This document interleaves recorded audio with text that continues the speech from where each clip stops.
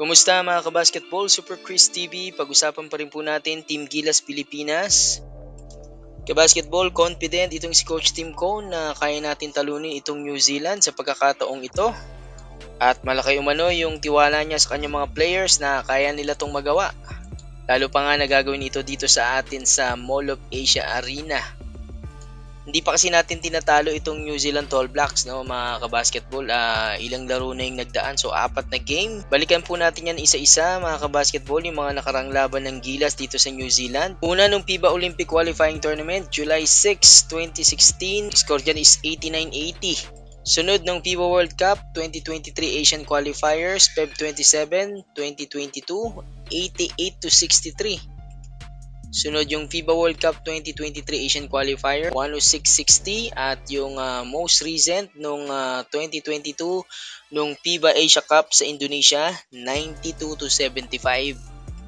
Pero sabi nga natin mga kabasketball, kung nagawa natin talunin yung world rank na Latvia at na-eliminate pa natin yung Georgia, naniniwala rin tayo kaya nating makipag-compete at matalo itong New Zealand sa pagkakataong to mga kabasketball. Si Ange Kwame, nilinaw ni Coach Tim Cone, isinama rito sa roster dahil kailangan niya maging accustom or mapamiliarize yung sistema nitong si Coach Tim Cone at maging backup nitong si Justin Brownlee pag sakasakaling magkaroon ng problema.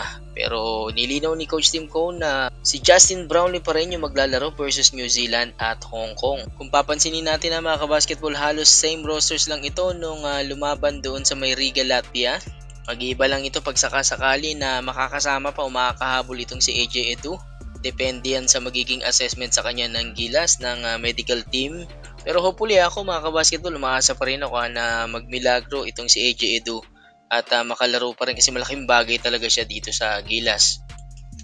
Magiging magandang matchup kasi ito lalo dun sa mga big man itong New Zealand, itong sina Kai Sotto, AJ Edu at itong si Junmar Fajardo. And mabanggit ko mga kabasketball, itong si Jordan Heading pumirma na dito sa Converge Fiber Xers at maglalaro na rin itong si Justin Baltasar. Mauuna lang itong si Heading kasi maglalaro pa ng National Finals itong si Justin Baltasar na naglalaro ngayon sa Pampanga Giant Lanterns. Ayan so naniniwala ako soon baka mapansin sila uli nitong si Coach Tim Cone at mas madali niya nang makukuha yan dahil since nasa PBA na ngayon itong dalawa, itong si Heading tsaka itong si Baltasar. Magkakaroon tayo ng pure shooter, solid na shooter tsaka solid na big man or wingman dito kay Justin Baltasar. Matatandaan nyo na invite naman talaga yung dalawa na yan itong si Jordan Heading. No, kaso nga lang nagkaroon lang ng conflict sa kanyang schedule. Ito naman si Justin Baltasar, nagkaroon lang ng konting hindi pagkakaunawaan.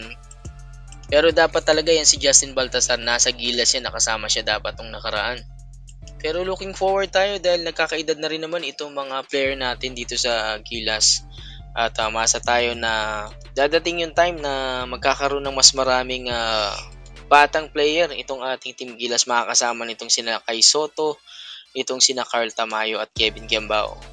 Yan, sobrang excited na lahat yung ating mga kabasketball at Gilas fans. Ayan pagdasal natin sana manalo yung ating Team Gilas this time dito sa New Zealand. Yan, hanggang dyan mga kabasketball. Salamat sa laging pagsubaybay. This is Super Chris TV.